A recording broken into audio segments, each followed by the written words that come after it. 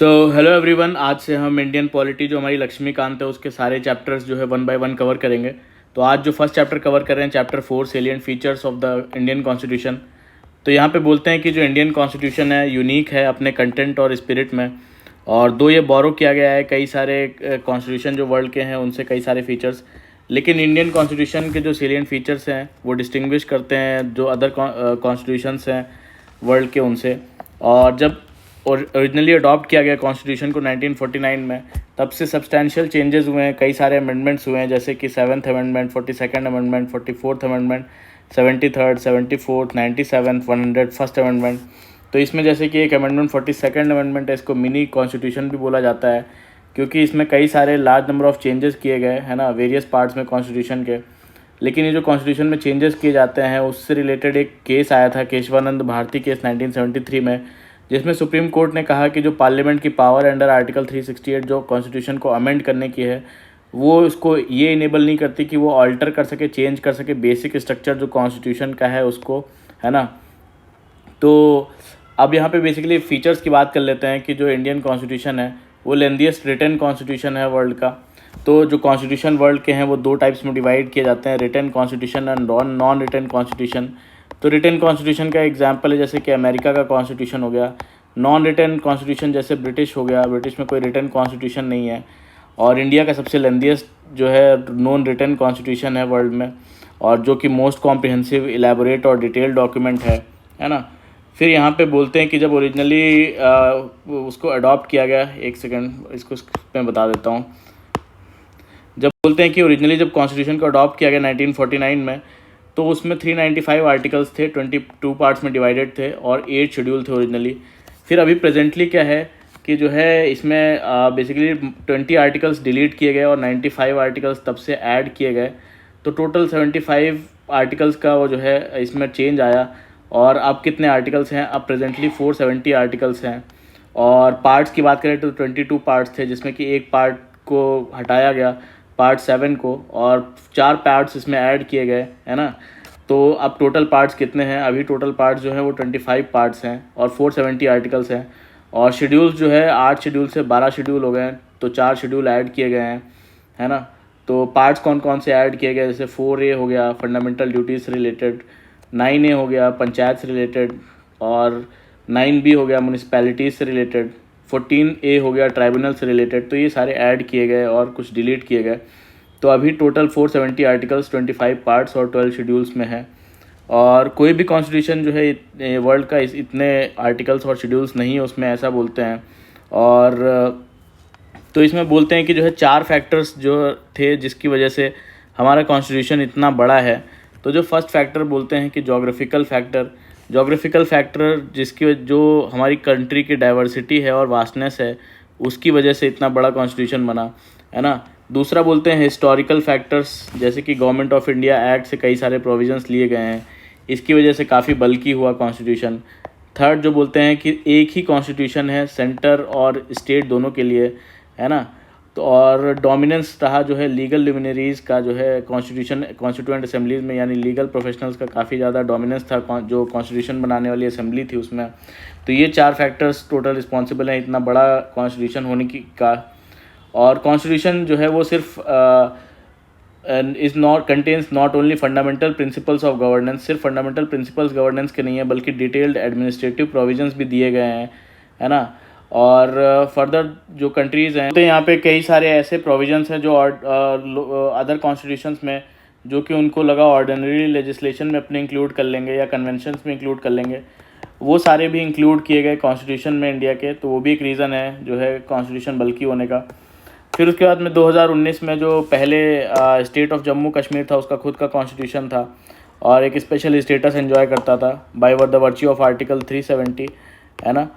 फिर उसके बाद में 2019 में इस स्पेशल स्टेटस को एबॉलिश किया गया प्रेसिडेंशियल ऑर्डर के थ्रू, है ना। और ये जो पहले ऑर्डर था basically the constitution application to Jammu Kashmir order 1954, इसको रिप्लेस किया गया नए ऑर्डर से जिसका नाम था constitution application to Jammu and Kashmir order 2019, है ना। और फिर उसके बाद में ये ऑर्डर एक्सटेंड कर दिया गया, सारे जो प्रोविजंस हैं कॉन्स्टिट्यूशन के वो जम्मू एंड कश्मीर में भी।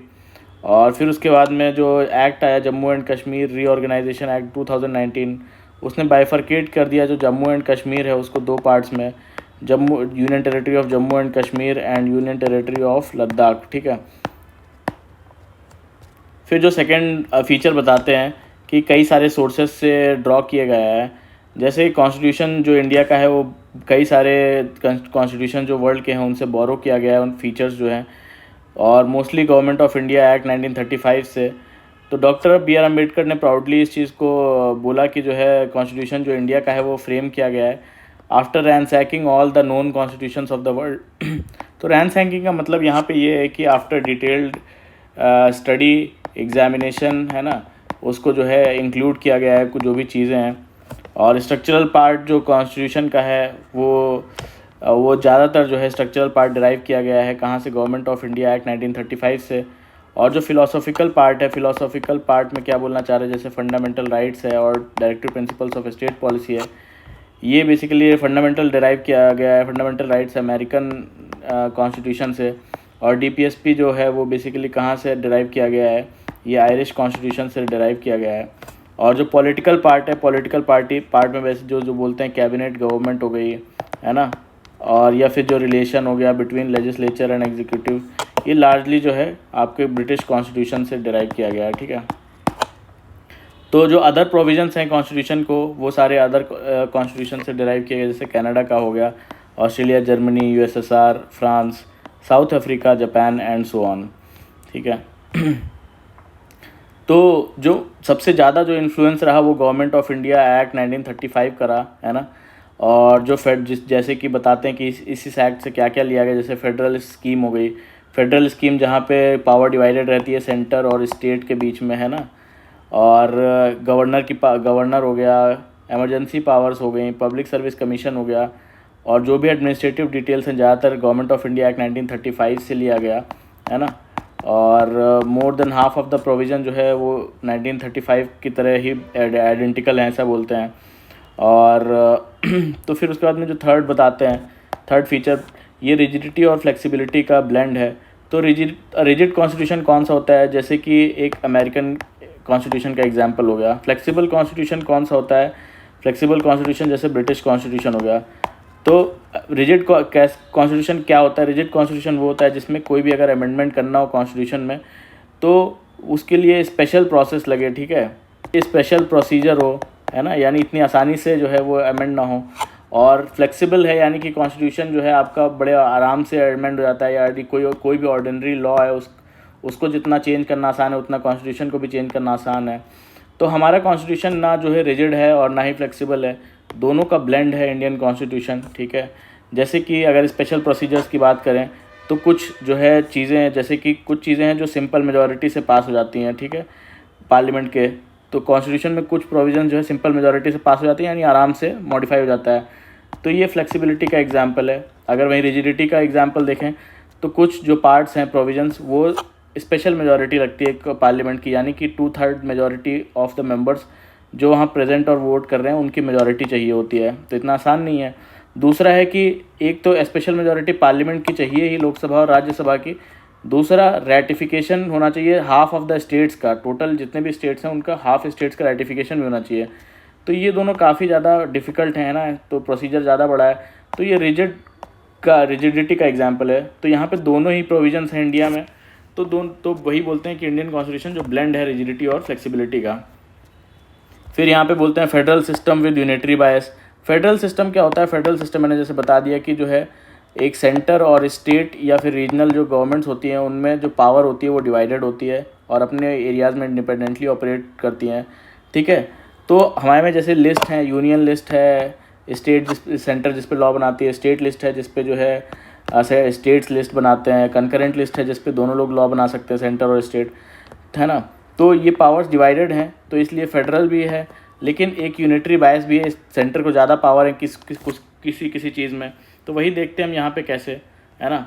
तो फेडरेशन जो यूजुअली जो फीचर्स होते हैं किसी फेडरेशन के, उसके क्या होते हैं, एक तो जो है दो गवर्नमेंट्स होंगी, जैसे कि दो गवर्नमेंट, जैसे कि एक नेशनल लेवल पे और एक स्टेट लेवल पे, सेंटर और स्टेट।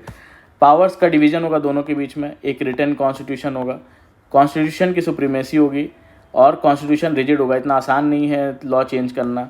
इंडिपेंडेंट जुडिशरी होगी और बाईकैमरलिज्म होगा, मतलब 2 हाउसेस, लोकसभा और राज्यसभा जैसे बोल सकते हैं, ठीक है।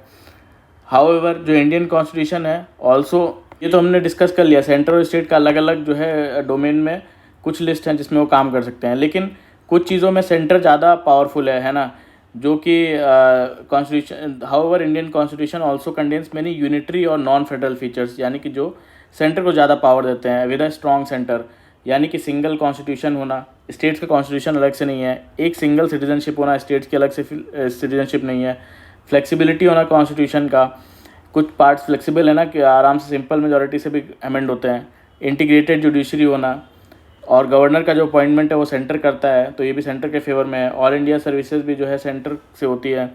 एमरजेंसी प्रोविजंस, ये सारा इस टाइम पे जो है जो सेंटर के हाथ में पूरा कंट्रोल आ जाता है स्टेट्स का, तो ये सारे यूनिटरी जो है बेसिकली सेंटर को फेवर करते हैं। तो कुछ नॉन फेडरल फीचर्स भी हैं। तो मोर ओवर जो ये फेडरेशन वर्ड है ये इंडियन कॉन्स्टिट्यूशन में कहीं भी यूज़ नहीं हुआ है ना। और जो आर्टिकल 1 है, आर्टिकल 1 क्या कहता है कि इंडिया को डिस्क्राइब करता है as a union of states.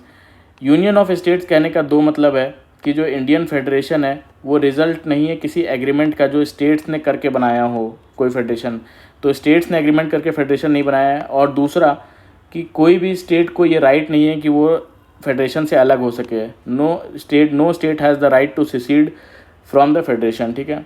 तो इंडियन कॉन्स्टिट्यूशन इसीलिए जो है वेस्टली डिस्क्राइब किया गया है, फेडरल है फॉर्म में लेकिन यूनिटरी है स्पिरिट में। क्वासी फेडरल भी बोल देते हैं, कभी कभी बार्गेनिंग फेडरलिज्म भी बोलते हैं मॉरिस जॉन्स, कोऑपरेटिव फेडरलिज्म बोलते हैं Granville Austin, federation with centralising tendency बोलते हैं आइवर जेनिंग्स, है ना।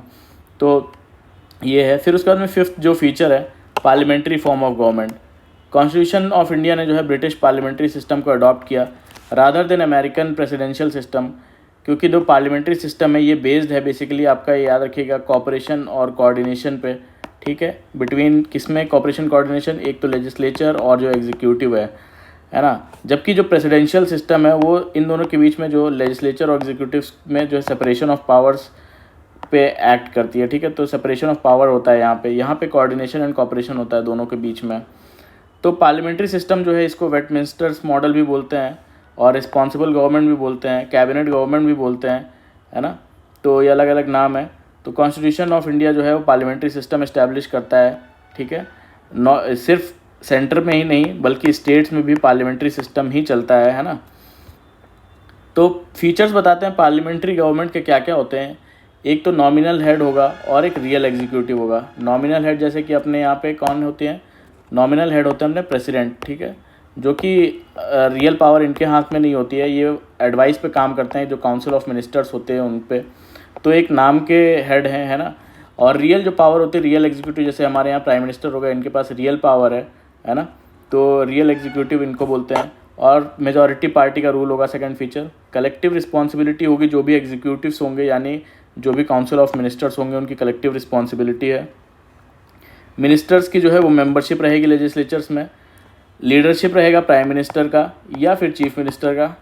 और लोकसभा को डिसॉल्व किया जा सकता है, लोअर हाउस को डिसॉल्व किया जा सकता है, ठीक है।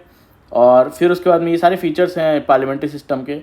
और इवन दो बोलते हैं इंडियन पार्लियामेंट्री जो है लार्जली बेस्ड है जो है ब्रिटिश पैटर्न पे, लेकिन कुछ फंडामेंटल डिफरेंसेस हैं दोनों के बीच में। क्या है बेसिकली, जैसे कि इंडियन पार्लियामेंट जो है वो सॉवरेन बॉडी नहीं है, ठीक है। Indian parliament is not a sovereign body. Not a sovereign body बोलने का मतलब क्या है कि जो इसकी पावर्स हैं वो लिमिटेड हैं। कैसे, लिमिटेड बाय द कॉन्स्टिट्यूशन, यानी अनकॉन्स्टिट्यूशनल चीज़ नहीं कर सकते आप। और कोई भी अगर लॉ बनाते हैं वो जुडिशियल रिव्यू के दायरे में हो सकता है कि यानी जुडिशरी अगर वो अनकॉन्स्टिट्यूशनल है तो उसको अनकॉन्स्टिट्यूशनल डिक्लेयर कर सकती है ना। जो भी फेडरल स्ट्रक्चर के खिलाफ है वो उस पर आप नहीं बना सकते। तो ये सब चीज़ें हैं जो कि ब्रिटिश पार्लियामेंट जो है वो सॉवरेन बॉडी है, सबसे सुप्रीम बॉडी है वहाँ की, है ना। तो और जो फर्दर जो इंडियन स्टेट में एक इलेक्टेड हेड होता है जिसको रिपब्लिक बोलते हैं। जो भी इलेक्टेड हेड होता है तो उसको रिपब्लिक बोलते हैं। जैसे कि यहाँ पे प्रेसिडेंट हमारे इलेक्ट होते हैं, है ना, लोकसभा और राज्यसभा में वोटिंग होती है। वहीं ब्रिटिश में जो है वो जो हेड होता है वो हेरिडेटरी होता है, यानी मोनार्की है वहाँ पे। और पार्लियामेंट्री सिस्टम जो है चाहे वो इंडिया की हो चाहे ब्रिटेन की हो, जो प्राइम मिनिस्टर का रोल है वो काफ़ी ज़्यादा इंपॉर्टेंट है। तो कभी कभी पॉलिटिकल साइंटिस्ट इसको prime ministerial form of government भी बोलते हैं। फिर जो नेक्स्ट बेसिकली फीचर है वो है पार्लियामेंट्री सॉवरेनिटी और जुडिशल सुप्रीमेसी दोनों का सिंथेसिस है इंडियन कॉन्स्टिट्यूशन। तो पार्लियामेंट्री सॉवरेनिटी क्या है कि पार्लियामेंट्री, जैसे कि पार्लियामेंट्री सॉवरेनिटी कहाँ पे है, ब्रिटेन में है ना, ब्रिटेन में पार्लियामेंट सॉवरेन है। तो डॉक्ट्रिन ऑफ सॉवरेनिटी जो पार्लियामेंट की है वो कहाँ से, ब्रिटिश पार्लियामेंट से एसोसिएटेड है। और वहीं जुडिशल सुप्रीमेसी की बात करें तो ये अमेरिकन जो सुप्रीम कोर्ट है वहाँ से रिलेटेड है। तो अमेरिका में जुडिशल सुप्रीमेसी है, इंडिया में कॉन्स्टिट्यूशन सुप्रीम है ना। तो बोलते हैं इन दोनों के मिक्स है इंडिया में। तो जैसा कि इंडियन पार्लियामेंट सिस्टम डिफ़र करता है ब्रिटिश सिस्टम से, है ना, तो जो जुडिशल रिव्यू का स्कोप है, पावर है सुप्रीम कोर्ट का, जुडिशल रिव्यू का जो पावर है वो सुप्रीम कोर्ट का, है ना, इंडिया में नैरो है इन कंपैरिजन टू जो है जो जुडिशरी है अमेरिका की। ठीक है, ऐसा क्यों है, क्योंकि अमेरिकन जो कॉन्स्टिट्यूशन है वो due process of law follow करता है ना, कि लॉ जो है वो बेसिकली फेयर होना चाहिए, रीज़नेबल होना चाहिए और जस्ट होना चाहिए। ठीक है, नेचुरल जस्टिस के प्रिंसिपल्स फॉलो करें। और जुडिशल रिव्यू का प्रिंसिपल है वो कि कोई भी लॉ बनाया गया तो उसको जुडिशरी के थ्रू रिव्यू कर सकते हैं। वहीं इंडिया में क्या है, इंडिया में basically procedure establish by law follow होता है कि लॉ में जैसा है उसके हिसाब से प्रोसीजर फॉलो किया गया है कि नहीं किया गया है। तो जुडिशल रिव्यू जो अमेरिका में है वो ज़्यादा ब्रॉड बेस्ड है इन कंपैरिजन टू जो लिमिटेड है कि प्रोसेस जैसा कि इस्टेब्लिश लॉ ने किया उसके हिसाब से काम करना, है ना। तो जो इसीलिए जो है जो इंडियन फ्रेमर जो कॉन्स्टिट्यूशन के फ्रेमर्स थे उन्होंने प्रेफर किया जो सिंथेसिस है दोनों के बीच का, principle of parliamentary sovereignty and American principle of judicial supremacy. तो सुप्रीम कोर्ट जो है क्या कर सकता है, बेसिकली सुप्रीम कोर्ट कोई भी जो पार्लियामेंट ने लॉ बनाया है उसको अनकॉन्स्टिट्यूशनल डिक्लेयर कर सकता है अपनी पावर से, है ना, और जुडिशल रिव्यू की जो पावर है उससे। और पार्लियामेंट जो है वो क्या कर सकता है, पार्लियामेंट कोई भी जो पार्ट है वो अमेंड कर सकता है कॉन्स्टिट्यूशन में, ठीक है, थ्रू इट्स कॉन्स्टिट्यूएंट पावर्स, है ना। तो पार्लियामेंट भी पावरफुल है और सुप्रीम कोर्ट भी जो है वहाँ से चेक और बैलेंसेस लगा रहा है। तो कोई भी इन दोनों में सुप्रीम नहीं है, और सुप्रीम इंडिया में क्या है, कॉन्स्टिट्यूशन सुप्रीम है। तो अब बेसिकली जो नेक्स्ट फीचर है वो इंटीग्रेटेड एंड इंडिपेंडेंट जुडिशरी। तो इंडियन कॉन्स्टिट्यूशन इस्टेब्लिश करता है एक जुडिशल सिस्टम जो कि इंटीग्रेटेड है और इंडिपेंडेंट है। तो सुप्रीम कोर्ट जो है जिसमें कि टॉप पे है, फिर उसके बाद में जो है इंटीग्रेटेड जुडिशल सिस्टम है कंट्री में, तो उसके बाद फिर हाई कोर्ट्स हो गए स्टेट लेवल पे, और उसके नीचे फिर जो है जो भी डिस्ट्रिक्ट कोर्ट्स हो गए या सबऑर्डिनेट कोर्ट्स हो गए और जो अदर लोअर कोर्ट्स हो गए सारे आते हैं। तो ये एक सिंगल सिस्टम है कोर्ट्स का जो एनफोर्स करता है लॉज, जो आपके सेंटर और स्टेट लॉज जो है ये दोनों एनफोर्स करते हैं। अनलाइक जो अमेरिकन कॉन्स्टिट्यूशन है जहाँ पे जो है फेडरल कोर्ट बेसिकली आपके फेडरल लॉज को इम्प्लीमेंट करता है और जो स्टेट लॉज हैं वो एनफोर्स करती है स्टेट जुडिशरी, है ना। तो सुप्रीम कोर्ट जो है वो फेडरल कोर्ट है और हाईएस्ट कोर्ट ऑफ अपील है, गारंटर है फंडामेंटल राइट्स का और जो सिटीजन्स के हैं, गार्जियन है कॉन्स्टिट्यूशन का। तो कई सारे प्रोविजंस बनाए हैं कि ये सब बेसिकली होने के लिए इंडिपेंडेंट भी होना पड़ेगा, कोई इंटरफेरेंस ना हो गवर्नमेंट से। तो इसके लिए जो इनकी जो सिक्योरिटी जो टेन्योर की है वो जजेस की, वो बेसिकली जो है इंडिपेंडेंस है, उसमें फिक्स सर्विस कंडीशन होती है जजेस की, जो भी एक्सपेंस है सुप्रीम कोर्ट का वो कंसोलिडेटेड फंड ऑफ इंडिया पे चार्ज होता है। और कोई भी जो डिस्कशन होता है कंडक्ट का, जो भी कंडक्ट सुप्रीम कोर्ट और हाई कोर्ट का जो कंडक्ट है वो डिस्कस नहीं किया जा सकता है लेजिस्लेचर्स में, यानी लोकसभा और राज्यसभा में। और रिटायरमेंट के बाद प्रैक्टिस भी बैन होती है इनकी। और कोई भी अगर कंटेम्प्ट करता है ना, तो कोर्ट को, तो उसको पनिश करने का पावर भी है ना। और सेपरेशन होता है जुडिशरी का एग्जीक्यूटिव से। तो ये सब इंडिपेंडेंस इंश्योर करते हैं जुडिशरी की। फिर जो नेक्स्ट फीचर है इंडियन कॉन्स्टिट्यूशन का फंडामेंटल राइट्स, जो कि पार्ट 3 में है, ठीक है। और इसमें आर्टिकल 14 to 18 में बेसिकली दिया हुआ right to equality, right to freedom 19 to 22, right against exploitation 23 to 24 article में है, right to freedom of religion article 25 to 28 में है। फिर कल्चरल एंड एजुकेशनल राइट्स किस में दिए हुए हैं, 29 to 30 में दिए हुए हैं। Right to constitutional remedies article 32 में दिया हुआ है ना। फिर यहाँ पे बोलते हैं कि ओरिजिनली जो कॉन्स्टिट्यूशन है उसने 7 फंडामेंटल राइट्स जो है दिए, लेकिन फिर उस इसमें जो है राइट टू प्रॉपर्टी भी था आर्टिकल 31 में, है ना, जो कि डिलीट कर दिया गया 44th अमेंडमेंट से, और इसको लीगल राइट फिर बना दिया गया है ना। तो अभी राइट टू प्रॉपर्टी क्या है, लीगल राइट है under article 300A in part 12, ठीक है। तो तो जो फंडामेंटल राइट्स हैं वो बेसिकली पॉलिटिकल डेमोक्रेसी को जो है प्रमोट करने के लिए हैं। और जो ये बेसिकली अगर कोई आर्बिट्रेरी एक्शन लेता है लेजिस्लेचर, लोकसभा या राज्यसभा कोई ऐसा लॉ बनाता है जो कि आर्बिट्रेरी है ना, और लोगों पे अत्याचार करने वाला है, तो ये बेसिकली फंडामेंटल राइट्स जो है लिमिटेशन डालते हैं इन पे, है ना, लोकसभा और राज्यसभा पे, कि जो है आर्बिट्रेरी लॉज ना बनाए जाएं। और ये जो है बेसिकली जस्टिसेबल होते हैं नेचर में, ताकि इनको हम कोर्ट्स में भी एनफोर्स करते हैं फंडामेंटल राइट्स को वायलेशन के लिए। और कोई भी एग्रीव्ड पर्सन है तो डायरेक्टली सुप्रीम कोर्ट जा सकता है, और सुप्रीम कोर्ट फिर जो है उस writ of habeas corpus mandamus prohibition certiorari quo warranto issue कर सकता है उसके राइट्स रिस्टोर करने के लिए। तो ये सारे राइट्स क्या हैं फंडामेंटल चैप्टर्स में देखेंगे। अभी हम फीचर्स देख रहे हैं कॉन्स्टिट्यूशन के सिर्फ, लेकिन जो फंडामेंटल राइट्स हैं वो एब्सोल्यूट नहीं है ना, और फंडामेंटल राइट्स भी उन पे भी रीजनेबल रेस्ट्रिक्शंस लगाए जाते हैं, और they are also not sacrosanct, और ये भी कर्टेल किए जा सकते हैं, रिपील करे जा सकते हैं पार्लियामेंट के द्वारा, है ना। तो पार्लियामेंट अमेंड कर सकता है फंडामेंटल राइट्स, और वो सस्पेंड भी किए जा सकते हैं ऑपरेशन के टाइम पे जब एमरजेंसी लगी हो, है ना। एक्सेप्ट कौन से आर्टिकल सस्पेंड नहीं किए जा सकते अमेरिका एमरजेंसी के टाइम पे, article 20 and 21 can not be suspended even at the time of emergency. फिर उसके बाद में जो फीचर दिया हुआ है directive principles of state policy, तो BR अम्बेडकर के अकॉर्डिंग जो है directive principle of state policy एक नॉवल फीचर है इंडियन कॉन्स्टिट्यूशन का, और इसे पार्ट 4 में इनकॉर्पोरेट किया गया। और जो ये क्लासीफाई किया जाता है 3 ब्रॉड कैटेगरीज में, एक सोशलिस्ट और गांधीयन और लिबरल इंटेलेक्चुअल में, है ना। तो directive principles of state policy जो है प्रमोट करते हैं बेसिकली सोशल और इकोनॉमिक डेमोक्रेसी, और एक वेलफेयर स्टेट बनाने की बात करते हैं इंडिया में। और जैसे कि फंडामेंटल राइट्स हैं तो वो जस्टिसेबल हैं, यानी कि एनफोर्स कर सकते हैं उनको कोर्ट में अगर उनका वायलेशन होता है, और जो ना डायरेक्टिव प्रिंसिपल्स हैं वो नॉन एनफोर्सेबल होते हैं, यानी इनका अगर वायलेशन होता है तो आप कोर्ट में इसके अगेंस्ट जो है वो नहीं कर सकते, केस नहीं कर सकते, है ना। तो ये जो कॉन्स्टिट्यूशन है वो खुद जो है directive principle of state policy को बोलता है कि ये काफ़ी फंडामेंटल हैं गवर्नेंस में, जो कंट्री की गवर्नेंस है उसमें, और ये ड्यूटी होनी चाहिए स्टेट की कि अप्लाई करें अपनी ये प्रिंसिपल्स जब भी लॉज बनाएं। तो एक मॉरल ऑब्लिगेशन होता है स्टेट अथॉरिटीज़ पे जब इनके एप्लीकेशन के लिए, बट जो रियल फोर्स है वो बिहाइंड देम वो पॉलिटिकल है, जो पब्लिक ओपिनियन है ना, वो रियल जो फोर्स है इसको लागू कराने में। तो मिनर्वा मिल्स केस 1980 हुआ, उसमें सुप्रीम कोर्ट ने बोला जो इंडियन कॉन्स्टिट्यूशन है वो जो है फंडामेंटल राइट्स और DPSP उसके बैलेंस पे जो है वो इंडियन कॉन्स्टिट्यूशन का बेडरॉक फाउंड किया गया है ना। फंडामेंटल ड्यूटीज़ नेक्स्ट फीचर है फंडामेंटल ड्यूटीज़। तो ओरिजिनल कॉन्स्टिट्यूशन ने फंडामेंटल उसमें ओरिजिनल कॉन्स्टिट्यूशन में नहीं था, है ना, नॉट प्रोवाइडेड फंडामेंटल ड्यूटीज़। तो ये ऐड किया गया 1975 में बाय 42nd अमेंडमेंट एक्ट, ठीक है, 1976 ऑन द रिकमेंडेशन ऑफ स्वर्ण सिंह कमेटी, है ना। तो अब उसके बाद में जब 42nd अमेंडमेंट के बाद फंडामेंटल ड्यूटीज़ ऐड किया गया, तो फिर 86th अमेंडमेंट के बाद एक और फंडामेंटल ड्यूटी ऐड किया गया 2002 में, ठीक है।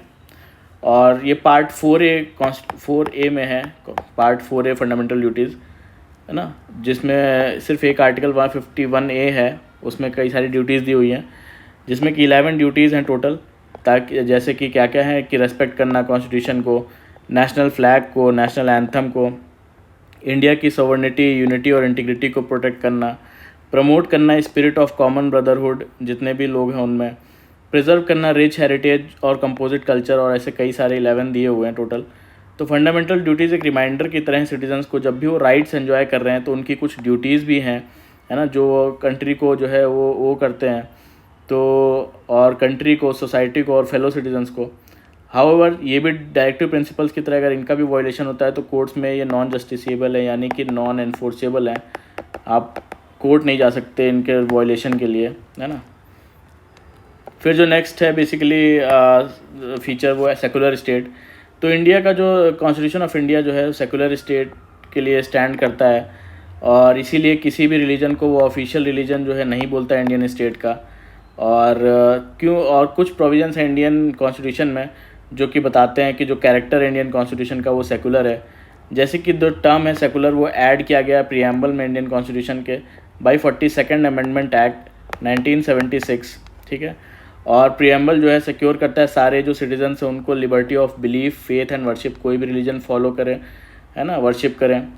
और फिर उसके बाद में जो है सेंटर किसी भी लॉ आदमी को डिनाई नहीं कर सकता, इक्वालिटी बिफोर द लॉ या equal protection of the law, जो आर्टिकल 14 है, राइट टू इक्वालिटी। फिर आर्टिकल 15, कोई भी आदमी को स्टेट डिस्क्रिमिनेट नहीं कर सकता against any citizen on the ground of religion. फिर आर्टिकल 16 है इक्वालिटी ऑफ, ये सारे जो है इंडियन कॉन्स्टिट्यूशन का सेकुलर नेचर बता रहे हैं, है ना। और इक्वालिटी होगी अपॉर्चुनिटी में जो सिटीजन्स की पब्लिक एम्प्लॉयमेंट में। आर्टिकल 25 कि जितने भी पर्सनस हैं वो इक्वली एंटाइटल्ड हैं फ्रीडम ऑफ कंशियंस और right to freely profess, practice and propagate any religion. तो कोई भी रिलीजन वो फ्रीली प्रोफेस कर सकते हैं, प्रैक्टिस कर सकते हैं और प्रोपोगेट कर सकते हैं। आर्टिकल 26 जिसमें कि बोला गया है कि जो है आप कोई भी रिलीजन अपने रिलीजियस अफेयर्स को जो है वो उसको मैनेज करने का राइट है, या किसी भी सेक्शन को, है ना।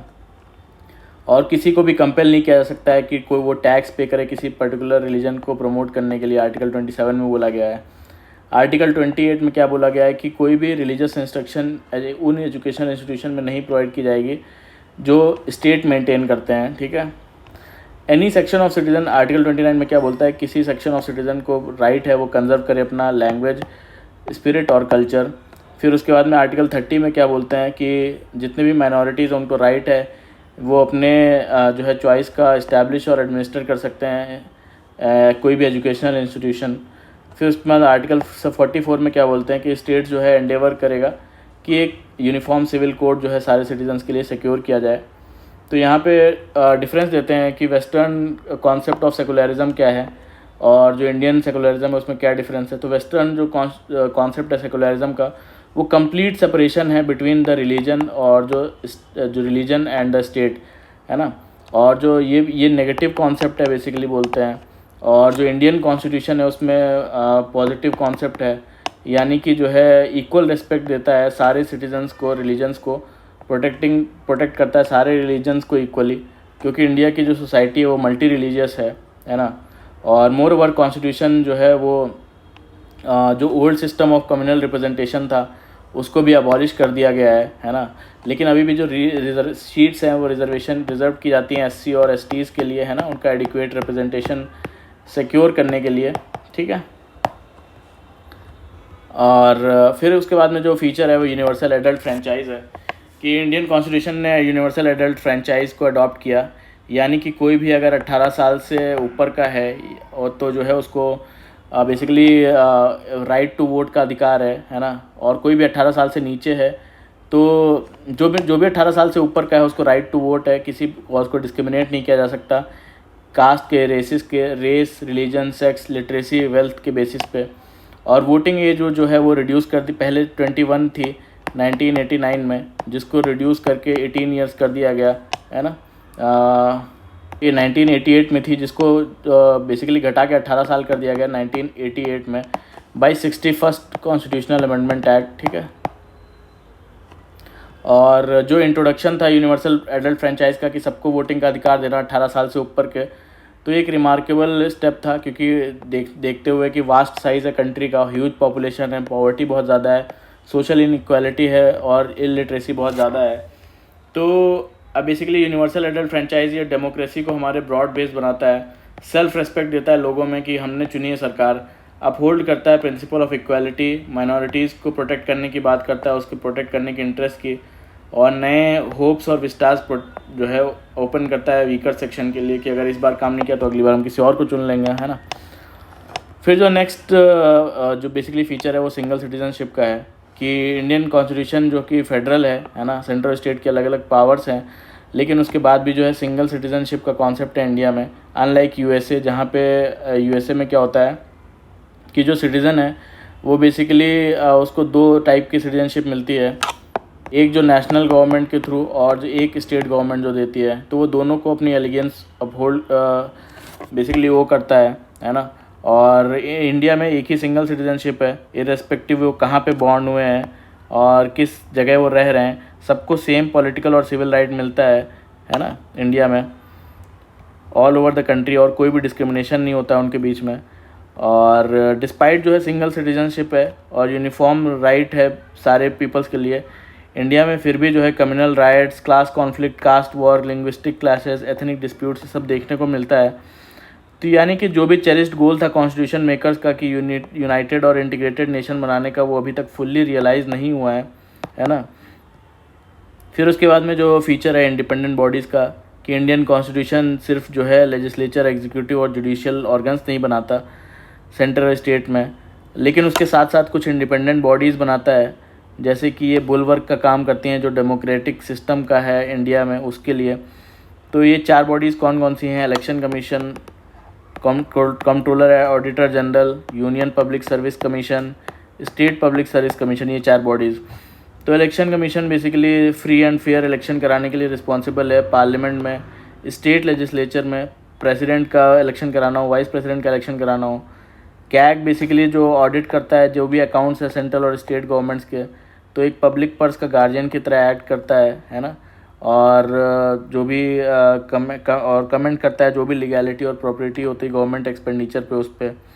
यूनियन पब्लिक सर्विस कमीशन जो है बेसिकली रिक्रूटमेंट के लिए रिस्पॉन्सिबल होता है, ऑल इंडिया सर्विसेज पे के लिए और हायर सेंट्रल सर्विसेज के लिए, और डिसिप्लिनरी मैटर्स पर प्रेसिडेंट को एडवाइस करता है। Similarly state public service commission state में रिस्पॉन्सिबल होता है स्टेट सर्विसेज के एग्ज़ाम कंडक्ट कराने के लिए, है ना, और गवर्नमेंट को रिक्रूटमेंट करने के लिए डिसिप्लिनरी मैटर्स में। तो ये 4 बॉडीज़ बुलवर्क्स बनाती हैं इंडियन कॉन्स्टिट्यूशन के फ्रेमवर्क का। फिर बोलते हैं यहाँ पे कॉन्स्टिट्यूशन इंश्योर करता है कि जो है ये बॉडीज़ इंडिपेंडेंट रहें, इनमें कोई इंटरफेरेंस ना हो ज़्यादा गवर्नमेंट का। तो इसीलिए जो वहाँ पे काम करते हैं उनको सिक्योरिटी ऑफ टेन्योर दिया जाता है। फिक्स सर्विस कंडीशन होती है। एक्सपेंस जो है वो चार्ज होता है कंसोलिडेटेड फंड ऑफ इंडिया का पे, यानी कि नॉन वोटेबल होता है जो लेजिस्लेचर है उसके द्वारा। फिर जो नेक्स्ट है बेसिकली फीचर इमरजेंसी प्रोविजंस है हमारे इंडियन कॉन्स्टिट्यूशन में। तो इसके लिए भी एलेबोरेट प्रोविज़न बनाए गए हैं जो कि इनेबल करता है प्रेसिडेंट को कि जो है कोई भी अगर एक्स्ट्रा ऑर्डिनरी सिचुएशन आ जाए इंडिया में तो उससे डील करने के लिए। रैशनैलिटी ये है कि जो है हमारे इंडिया की सेफगार्ड करना सोवरेनिटी, यूनिटी और इंटीग्रिटी, सिक्योरिटी जो कंट्री की है ना, और जो डेमोक्रेटिक पॉलिटिकल सिस्टम और कॉन्स्टिट्यूशन को। तो कॉन्स्टिट्यूशन 3 टाइप की इमरजेंसीज बोलता है बेसिकली। आर्टिकल 352 जो नेशनल इमरजेंसी जिसको बोलते हैं, आर्टिकल 356 स्टेट इमरजेंसी या प्रेसिडेंट्स रूल, आर्टिकल 360 जो कि फाइनेंशियल इमरजेंसी होती है। तो नेशनल इमरजेंसी किस किस ग्राउंड्स पे लगाई जा सकती है? On the grounds of war के बेसिस पे, एक्सटर्नल एग्रेशन कोई हुआ हो या आर्म्ड रेबेलियन हुआ हो। स्टेट इमरजेंसी की अगर मान लीजिए कि जो है स्टेट में फेलियर हो गया कॉन्स्टिट्यूशनल मशीनरी को इम्प्लीमेंट करने का, ठीक है, स्टेट में कॉन्स्टिट्यूशनल मशीनरी फेल हो गई, उस केस में लगाया सकता है स्टेट इमरजेंसी, इसको प्रेसिडेंट्स रूल भी बोलते हैं। आर्टिकल 365 में क्या है कि अगर मान लीजिए सेंटर ने कोई गाइडलाइन दी जो है स्टेट्स को और वो फॉलो कंप्लाई नहीं कर रहे हैं उस डायरेक्शन से, तो उस केस में आर्टिकल 365 के थ्रू स्टेट इमरजेंसी लगाया जा सकता है। फिर फाइनेंशियल इमरजेंसी किस पे लगाया सकता है कि मान लीजिए कोई फाइनेंशियल स्टेबिलिटी या क्रेडिट ऑफ इंडिया पे थ्रेट हो, उस केस में लगाया सकता है फाइनेंशियल इमरजेंसी, आर्टिकल 360। तो जब इमरजेंसी लगाई जाती है तो सेंट्रल गवर्नमेंट बेसिकली पूरी पावरफुल हो जाती है और स्टेट पूरे कंट्रोल में चला जाता है सेंटर के। तो यानी कि फेडरल जो स्ट्रक्चर है वो कन्वर्ट हो गया किसमें? यूनिटरी में। पहले जो पावर्स हैं सेंटर और स्टेट में डिवाइडेड थी, अब पूरी पावर किस में आ गई? सेंटर के हाथ में आ गई। तो फेडरल जो स्ट्रक्चर है वो सेंटर यूनिटरी हो गया। तो ये जो काइंड ऑफ ट्रांसफॉर्मेशन है जो है ये बेसिकली एक यूनिक फीचर है इंडियन कॉन्स्टिट्यूशन का ड्यूरिंग इमरजेंसी। फिर जो नेक्स्ट फीचर है वो बेसिकली 3 टियर गवर्नमेंट, यानी ओरिजिनली जो इंडियन कॉन्स्टिट्यूशन है वो उसने सिर्फ डुअल पॉलिटी के लिए बोला था, है ना, और and content provisions with regard to organisation and powers of centre and state, यानी डुअल पॉलिटी थी सिर्फ सेंटर और स्टेट की। लेकिन बाद में 73rd अमेंडमेंट आया और 74th अमेंडमेंट आया जिसने ऐड किया 3rd tier of the government, यानी लोकल बॉडीज़, है ना। और 3rd टियर कैसे? 73rd अमेंडमेंट ने क्या है, ये दोनों अमेंडमेंट 1992 में आया। 73rd अमेंडमेंट से लोकल लोकल गवर्नमेंट्स बनी, यानी कि पंचायत्स, ठीक है। और 73rd अमेंडमेंट से बेसिकली जो ऐड हुआ वो पार्ट 9A ऐड हुआ, है ना, और एक नया शेड्यूल ऐड हुआ, शेड्यूल 11, ठीक है। और फिर उसके बाद में ये जो है ये बेसिकली पंचायती राज प्रोवाइड करता है, ये जो अमेंडमेंट है हर स्टेट में at village level, district level और इंटरमीडिएट लेवल, ठीक है। फिर उसी तरह जो 74th अमेंडमेंट है ये बेसिकली अर्बन लोकल गवर्नमेंट्स के लिए बनाया गया, ठीक है। और इसमें पार्ट ऐड किया गया 9A, यहाँ पे 9th पार्ट ऐड किया गया था, है ना, 9A, सॉरी ये 9th पार्ट ऐड किया गया था, 9A नहीं किया गया था पंचायत के लिए, वो म्यूनिसपैलिटीज़ के लिए 9A ऐड किया गया है, ठीक है। तो म्यूनिसिपैलिटीज़ के लिए 9A ऐड किया गया और नया शेड्यूल 12 ऐड किया गया, ठीक है, ताकि 3 टाइप की म्यूनिसिपैलिटीज़ स्टेट में इस्टेब्लिश की जा सकें। कोई लार्ज अर्बन एरिया है तो वहाँ पे म्यूनिसिपल कॉरपोरेशन बनेगी, कोई स्मॉल अर्बन एरिया है तो वहाँ पे म्यूनिसिपल काउंसिल बनेगी, और इन दोनों के बीच का इंटरमीडिएट लेवल का है कोई तो वहाँ पे नगर पंचायत बनती है, ठीक है। तो यहाँ पे करेक्ट कर लीजिएगा, ये 9th पार्ट है पंचायत के लिए ऐड हुआ और म्यूनिसिपैलिटीज़ के लिए 9A ऐड हुआ पार्ट, ठीक है। फिर जो नेक्स्ट फीचर है वो बेसिकली कोऑपरेटिव सोसाइटीज़ का है कि 97th कॉन्स्टिट्यूशनल अमेंडमेंट एक्ट जो है उसने कॉन्स्टिट्यूशनल स्टेटस दिया और प्रोटेक्शन दिया किसको, कोऑपरेटिव सोसाइटीज़ को। तो कॉन्स्टिट्यूशनल स्टेटस है कोऑपरेटिव सोसाइटीज़ का, तो इसके लिए कुछ चीज़ें भी ऐड की गई इसमें। आर्टिकल 19 जैसे कि ये देता है right to freedom to form cooperative societies, ये फंडामेंटल राइट है आर्टिकल 19। और एक नया डायरेक्टिव प्रिंसिपल स्टेट पॉलिसी में ऐड किया गया प्रमोशन ऑफ कोऑपरेटिव्स के लिए आर्टिकल 43B में। और एक आर्टिकल जो है ऐड किया गया आर्टिकल 243ZH टू 243ZT। इसमें क्या है कि इसने पार्ट 9B ऐड किया, 9B जो कोऑपरेटिव्स के लिए, ठीक है। 9 किसके लिए था, पंचायत के लिए, 9A किसके लिए था, म्यूनिसिपैलिटीज़ के लिए, 9B किसके लिए, कोऑपरेटिव्स के लिए, ठीक है, ऐड किया गया। तो जिसका टाइटल क्या था, तो कोऑपरेटिव सोसाइटीज़। तो जो पार्ट 9B है वो कई सारे प्रोविजंस हैं जिसकी वजह से इंश्योर करते हैं कोऑपरेटिव सोसाइटीज़ की जो फंक्शनिंग है कंट्री में डेमोक्रेटिक रहे, प्रोफेशनल रहे और ऑटोनोमस और इकोनॉमिकली साउंड मैनर में ऑपरेट करें। तो ये एम्पावर करता है पार्लियामेंट को कि जो है अगर कोई मल्टी स्टेट कोऑपरेटिव है तो उसको पार्लियामेंट को एम्पावर करता है कि वो लॉ बनाए, ठीक है। और अगर स्टेट अदर कोई कोऑपरेटिव सोसाइटी है तो उसमें स्टेट लेजिस्लेचर जो है लॉ बना सकता है अप्रोप्रिएट, ठीक है। फिर यहाँ पे कुछ क्रिटिसिज्म दिए गए हैं इंडियन कॉन्स्टिट्यूशन के। जो क्रिटिसिज्म देते हैं कि बोरोड कॉन्स्टिट्यूशन है, कई सारे प्रोविजंस बोरोड है। तो इसका रिप्लाई देते हुए अम्बेडकर जी बोलते हैं कि बेसिकली अब जो है इस पॉइंट ऑफ टाइम पे कोई भी चीज़ नया हो सकता है क्या इस कॉन्स्टिट्यूशन में। और 1949 तक जब 100 साल हो गए हैं, 1949 तक जब 100 साल हो गए हैं, पहला जो रिटन कॉन्स्टिट्यूशन आया था यूएसए का आया था 1917 जो 89 में। तो जो स्कोप है फंडामेंटल्स का, जो वैल्यूज़ का किसी भी मॉडर्न कॉन्स्टिट्यूशन के, वो ऑलरेडी नोन है ना। और जितने भी कॉन्स्टिट्यूशंस हैं और वो बेसिकली जो है मेन प्रोविजंस में सिमिलर ही दिखेंगे, है ना। बिकॉज जो डेमोक्रेटिक वैल्यूज़ हैं, रूल ऑफ लॉ है, सेपरेशन ऑफ पावर है, वो यूनिवर्सली एक्सेप्टेड प्रिंसिपल्स हैं ये सारे, ठीक है। ओनली न्यू थिंग क्या है कि हम जो है वेरिएशंस कर सकते हैं, इसमें जो भी फॉल्ट्स हैं उसको रिमूव कर सकते हैं और एकोमोडेट कर सकते हैं अपनी नीड्स जो कंट्री के हिसाब से। तो आपको नहीं लगता कि बहुत डाइवर्स कंट्री हमारा, और अगर आप पूरे कॉन्स्टिट्यूशन को पढ़ेंगे तो सबको एकोमोडेट करते हुए चला है, काफ़ी एलोबरेट जो है कॉन्स्टिट्यूशन है ना। तो इंडियन कॉन्स्टिट्यूशन ब्लाइंडली कॉपी नहीं किया गया है, it was intellectually crafted after detailed examination and evaluation of all the known constitutions of the world, ठीक है, to accommodate the needs of the country, ठीक है। फिर जो इसी तरह कई सारे और क्रिटिसिजम्स बोलते हैं, carbon copy of 1935 act, an Indian और एंटी इंडियन है, अन गांधीयन कॉन्स्टिट्यूशन है, गांधीयन प्रिंसिपल नहीं है इसमें, एलिफेंटाइन साइज़ है, बहुत बड़ा है, पैराडाइज ऑफ द लॉयर्स, जो लैंग्वेज है जो कॉन्स्टिट्यूशन की वो काफ़ी ज़्यादा लीगलिस्टिक है, कॉम्प्लिकेटेड है ना। तो ऐसा कुछ बोला है जो है क्रिटिसिज्म में। फिर उसके बाद में यहाँ पे हम देख लेते हैं जो भी शेड्यूल्स दिए गए हैं हमारे इंडियन कॉन्स्टिट्यूशन में, है ना। तो शेड्यूल्स बेसिकली दिए गए हैं यहाँ पे। तो जो फर्स्ट शेड्यूल है वो क्या डील करता है, फर्स्ट शेड्यूल बेसिकली जितने भी नेम हैं स्टेट्स के और जो यूनियन टेरिटरीज़ के हैं उनके नेम से डील करता है, ठीक है। और जो सेकंड शेड्यूल है ये रिलेटेड किससे है, जो भी प्रेसिडेंट है, president, governor, speaker, deputy speaker Lok Sabha के, चेयरमैन, डिप्टी चेयरमैन राज्यसभा के, speaker, deputy speaker legislative assembly और स्टेट्स के लेजिस्लेटिव असेंबली जो स्टेट्स की हैं, चेयरमैन और डिप्टी चेयरमैन लेजिस्लेटिव काउंसिल्स की जो स्टेट्स में होती हैं, जजेस सुप्रीम कोर्ट और हाई कोर्ट के, कंट्रोलर और ऑडिटर जनरल ऑफ इंडिया से क्या, इन सब का बेसिकली इसमें जो भी सैलरी लेते हैं, एमोलमेंट्स, अलाउंसेस, प्रिविलेजेस, ये सारा इसमें दिया होता है, ठीक है, सेकंड शेड्यूल में। थर्ड शेड्यूल में जो भी ओथ लेते हैं उसके बारे में दिया हुआ है, कौन कौन जो यूनियन मिनिस्टर्स हैं, कैंडिडेट जो भी खड़ा हो रहा है पार्लियामेंट के लिए, मेंबर ऑफ पार्लियामेंट्स, जजेस सुप्रीम कोर्ट हाई कोर्ट के, ठीक है, कंट्रोलर जनरल ऑफ इंडिया की ओथ, और स्टेट के मिनिस्टर्स जो भी स्टेट के लिए कैंडिडेट इलेक्शन के लिए लड़ रहा है, मेंबर्स जो स्टेट लेजिस्लेचर के हैं, जजेस ऑफ हाई कोर्ट। फिर फोर्थ शेड्यूल में क्या दिया गया है, फोर्थ शेड्यूल में जो है जो राज्यसभा में सीट्स कैसे एलोकेट होंगी, है ना, स्टेट्स को और यूनियन टेरिटरीज़ को, उसके बारे में दिया हुआ है। फिफ्थ शेड्यूल में क्या दिया हुआ है, फिफ्थ शेड्यूल में जो भी शेड्यूल्ड एरियाज़ हैं और शेड्यूल्ड ट्राइब एरियाज़ हैं, शेड्यूल्ड ट्राइब्स, उनको कैसे एडमिनिस्टर और कंट्रोल करना है, उससे रिलेटेड प्रोविजंस हैं। सिक्स्थ शेड्यूल में जो है जो भी ट्राइबल एरियाज़ हैं, कहाँ कहाँ, असम, मेघालय, त्रिपुरा, मिज़ोरम, इन चारों डिस्ट्रिक्ट में कैसे एडमिनिस्टर करना है ट्राइबल एरियाज़ को, उसके बारे में दिया हुआ प्रोविजंस। फिर जो है आपका सेवन्थ शेड्यूल आता है। सेवन्थ शेड्यूल में जो है जो भी यूनियन लिस्ट, स्टेट लिस्ट और कंकरेंट लिस्ट दी हुई है।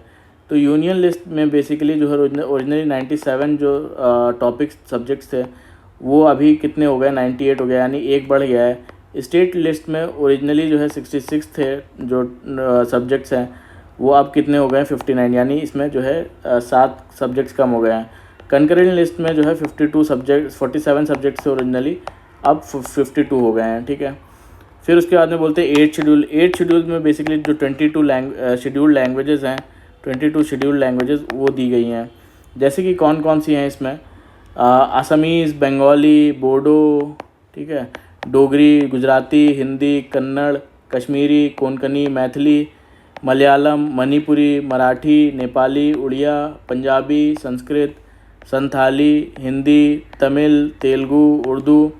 तो इसमें कुछ अमेंडमेंट से कुछ ऐड किए गए हैं लैंग्वेजेस, जैसे कि 21st अमेंडमेंट से क्या क्या ऐड किया गया है। 21st अमेंडमेंट से सिंधी ऐड की गई लैंग्वेज, ठीक है। और फिर उसके बाद में जो है जो 71st अमेंडमेंट एक्ट है, 71st अमेंडमेंट एक्ट से कौन कौन सी ऐड की गई, कोंकणी, मणिपुरी और नेपाली, ठीक है, ये तीनों ऐड की गई। फिर उसके बाद में 92nd अमेंडमेंट से कौन सी ऐड की गई, डोगरी, मैथिली और संथाली, ठीक है। और फिर उसके बाद में उड़िया को जो है 96th अमेंडमेंट एक्ट से उड़िया जो है को ऐड किया गया। तो टोटल 22 शेड्यूल लैंग्वेजेस हैं।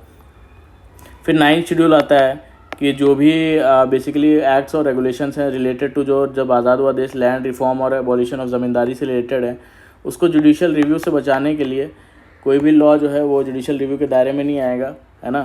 तो उन लॉज को इसमें डाला गया।